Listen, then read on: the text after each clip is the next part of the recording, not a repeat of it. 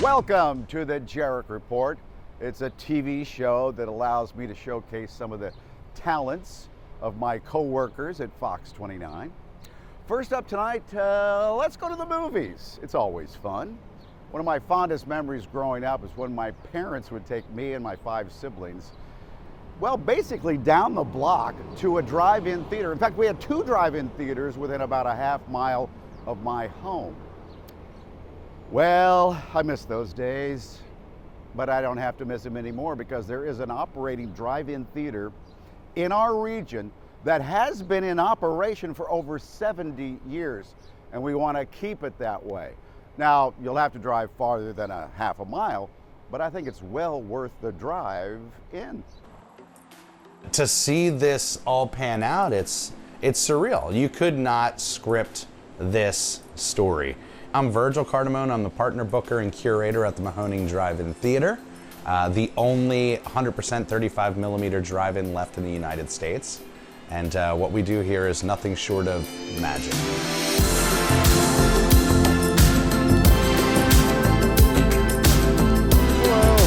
How's it going tonight? Hello. Hey, how are you doing tonight? Hello. You guys here for Jurassic Park? Good, how you doing? Right on, right on. So these are our original 1947 Simplex E7 twins that have been rocking since the day that we opened in April of 1949. 72 summers they have been rocking and rolling film through here.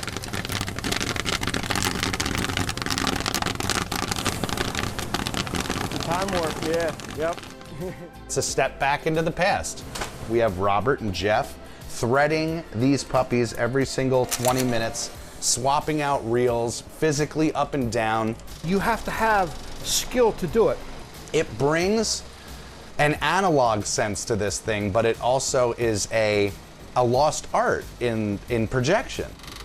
Bringing real film to real people. It's not like being at home. It's not like putting a DVD in or asking for something on demand or online. You have to know how to thread the machine. You have to know how big to make your loops. You have to know all this stuff just to get it to project correctly. It's kind of a talent where digital, basically you press a button and walk away from it. It's almost old school. You have to be there when it it's or you're going to miss it. Some films, how they're shot, man, it's just, you have to see it. And it was meant for that, you know, that ratio too. So, it's hard to put into words. It's like a good song. It just got to experience it, you know? Right on, that warms my heart, guys. I kind of started tearing up a little bit, and she's like, why are you tearing up? And I was like, it's the first movie I actually saw on a big screen. I get so many people coming up to me and they just say, thank you for doing this. And to me, it's like, well, you're welcome, but I would have done it anyway because it's a part of Americana. It's a part of history that I don't think should be let go. We were challenged this year, threatened, I guess I should say. So our landowner optioned the property to a solar panel farm, and we found out about it after the fact. It was a total shot to the heart. It killed us. So that's when I took to social media and went to the team and said, hey, how do we make this work? And getting the word out there was the greatest move we ever had. You realize how many people have taken us into their heart and made this their home to the point where they will fight for it. In less than 24 hours, I was getting a call from that solar panel company saying, please, we did not realize the cultural significance. We didn't realize what you guys had going on here. The last thing we want to do is disrupt the culture. That's what you point to when anybody questions the power or the longevity of the drive-in. You say the Mahoning Drive-In Theater, is been here for 72 years and is doing better than they ever have now. That's pretty magical.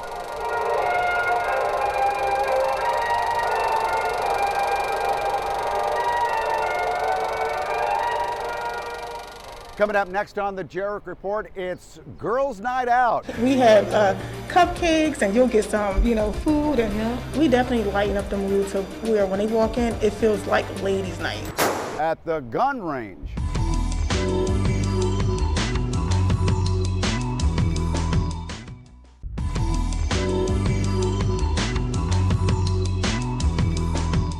Welcome back to the Jerrick Report. Now, we've all heard the term girls' night out. Well, this girls' night out involves guns, but it's a good thing. I'm Sergio Crew, and welcome to The Dope Game, the new series where we are highlighting people that's doing dope things in our community. Today, we're in Chester. We're about to go inside and talk to a group of young ladies who are taking self-defense into their own hands. The first time, I said, what? And then things, you know, it's just like when you go to school, you learn something new. It's like you can't get enough. I got to go back and see what else I can do. Never been around any guns, so it gave me comfort. It helps me with awareness. It teaches you all the fundamentals as far as like keeping your finger off the trigger, keeping the gun pointing in a safe direction, always treat every loaded gun like unloaded or loaded like it's loaded. When to use it, if you get in a scenario, you know, and nowadays you have to really be on your B's and Q's.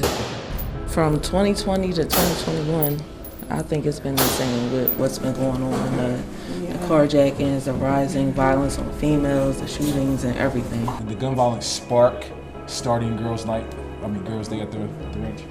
We would see a lot of women that would come in looking to purchase and had no idea what they were purchasing, had no idea what type of gun to buy, what type of ammo to buy. We even had women that came in here that actually bought guns and didn't even know what type of gun they own. You just can't have a gun and not know what to do, you know. That could be very reckless. When you get comfortable, just press the trigger, a light trigger pull. Teach your children, you know what I'm saying, because I'm a single mom with daughters, so it's a really good thing for them to know. Back in the day, they ain't teach how the gun, it's just don't touch it. But you want them to know, even if they see it, what to do and what not to do. They should know, you know, firearm safety rules. They should know, you know, if they go to a friend house and they see that gun on their, you know, on their counter, what to do. You know, go get an adult. That's so important. How have the class helped women thus far?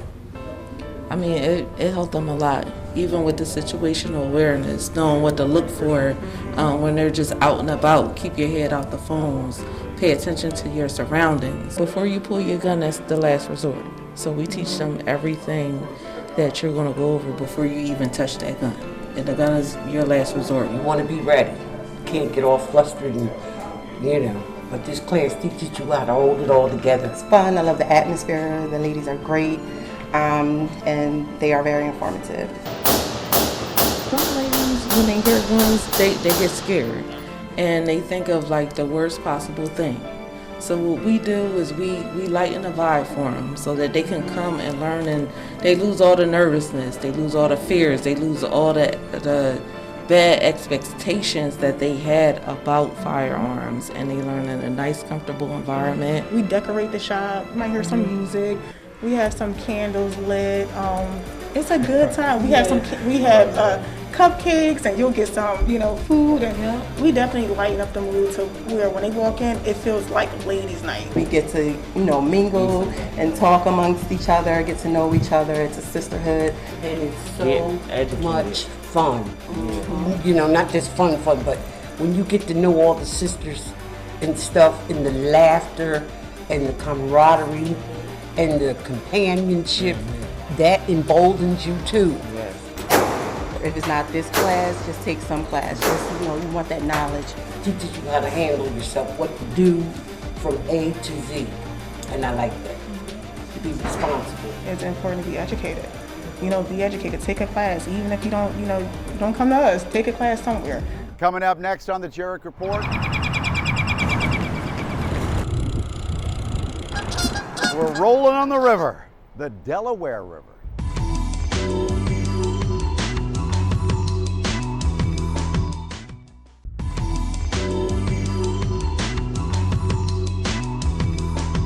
Have you noticed all the construction down along Columbus Boulevard or Delaware Avenue, whichever you prefer?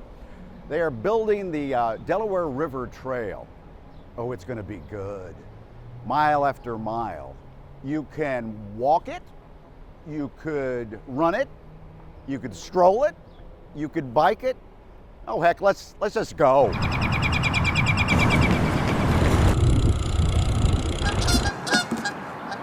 It's the most nature you're going to get in Philadelphia. It's along the water, it's a nice view. I'm looking forward to when it's finished because it's a little bit bumpy right now. In 2012 is when we completed the master plan for the Central Delaware. And to understand it, there's really like 3 public moves associated with it. Build a park every half mile, connect back to the upland neighborhoods through improving connector streets, and then connect a 6-mile trail. That is what we're constructing now, the center section of that trail between Washington Avenue and Spring Garden Street. It's the largest section, about 2 miles. It will be the best trail segment in the city of Philadelphia, and in my opinion, maybe along the East Coast. What we've done is reconstructed the east edge near the river and reconnected the river back to Delaware Avenue, and then created separated paths. So if you're a pedestrian, or you're jogging, or you're just out for a walk, you can do that next to the river without the fear of, I'm gonna get hit by a bicycle, or I'm gonna get hit by a car.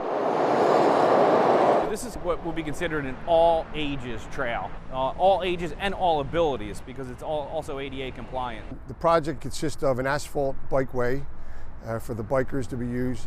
It's a concrete sidewalk for the pedestrians to walk on, and planting buffers, landscape areas for the trees and planting areas along the route to give it a nice look.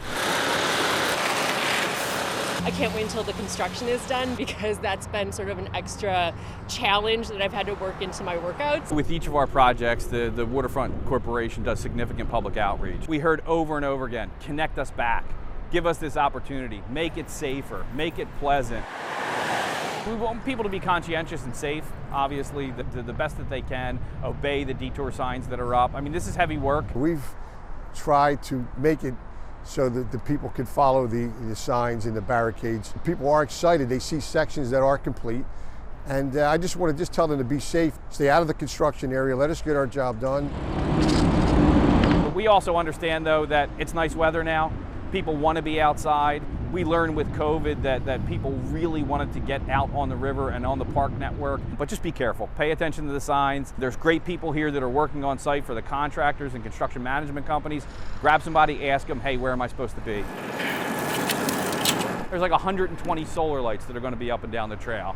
There's over 70 acres of ground planting that's going to buffer all the traffic and noise from Delaware Avenue into the recreational segment that's here. So it will literally be the gold standard of trail recreational segments in the city of Philadelphia. Ultimately, when the entire Delaware River Trail is built out, it'll be 6 miles of trail connecting South Philadelphia to Port Richmond in the north, and then further connecting through regional networks like the Circuit Trail Network or the East Coast Greenway that it will eventually take bicyclists all the way up to Maine. We want to see that kind of use, from the casual runner all the way up to an organized run. Okay, so coming up next on the Jerrick Report, I'm going to take you to the gardening capital of the world. It's a short trip. When the sun starts to go down, the yellow, the back part of the garden is like, did I die and go to heaven? What is this?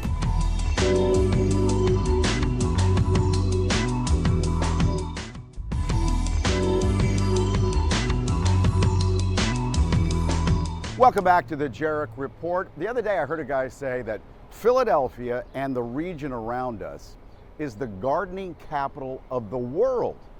And there's a couple up in Bucks County who would certainly agree with that assessment. They have taken acres and acres and acres of weeds, poison ivy, insidious bamboo plants, and they've transformed it into a masterpiece. It's a masterpiece they call the Gardens of Millville. Whether you casually plant spring bulbs or chrysanthemums in the autumn to beautify your yard, or make a passionate study of the wide variety of vegetables, herbs, and flowers, and then pursue the vision as I do, most can agree efforts made to spruce up the home, no matter how large or small, bring a great deal of beauty to any neighborhood. I come from a long line of gardeners on both sides of my family. But as a young adult in my first home, I realized there were no fresh flowers. That began a long discovery, digging in the dirt, and a labor of love for me. Such is the journey of one couple in Bucks County who turned what seemed impossible into a positively incredible vision to life. Driving through Bucks County, you might not know of the Gardens of Millville. As you pull into the drive, you are at once surrounded by an intense vision of color. when the sun starts to go down, the yellow, the back part of the garden is like, did I die and go to heaven? What is this? Because the light comes through and everything is backlit and the things glow in a way that's ethereal. It's just amazing. Barbara Tiffany and her husband Robert co-own this unique setting. It was absolutely treeless and plantless by the time we got the bamboo out of here. What started as a sanctuary for artisans and friends became a passion and a way of life for the couple. They now show their ever-evolving ornamental garden to the general public. My husband and I were getting married, and this was a bed and breakfast. It was called Innisfree. And it was the only place where we could put people up for one night. Tiff just lusted after this property, and I didn't want it at all. And it kept coming on the market, and we kept looking at it, and I said things like, over my dead body. But the heart wants what it wants, and Robert Tiffany quietly, patiently, and persistently set his heart on the property. So we were artists in residence in 1993 at a ranch overlooking the back of the Yosemite Range. And I was in La La Land because I had never been an artist in residence before, and this was like, oh my God. And I was tripping down through the mountainsides, through the loop pines and the wildflowers, and I was, and Tiff said to me, oh, the mill is on the market again. And I said, oh, well, maybe we could do there what they're doing here, which what I meant by that was bringing people in to do creative work, because what else do you do with all that space, right? That space became theirs. They lived simply while their historic mill, dated 1742, was restored into a home they could live in.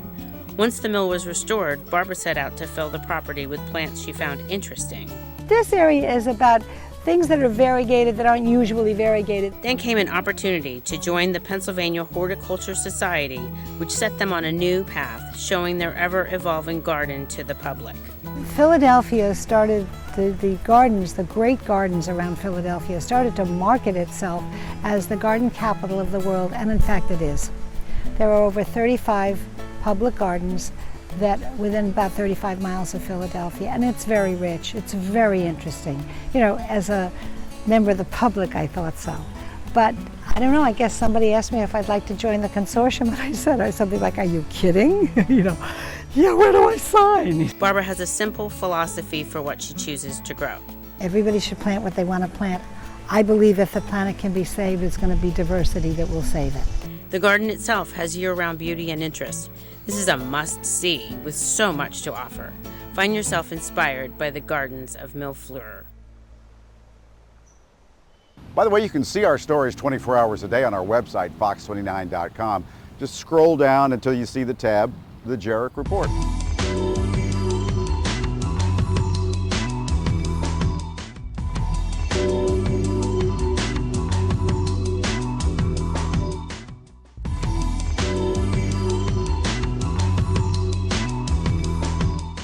Well, that's our Jerrick Report for this time. And coming up on the next episode, we'll dedicate the whole hour to the world of art, including a Philadelphia artist who travels the world painting beautiful women.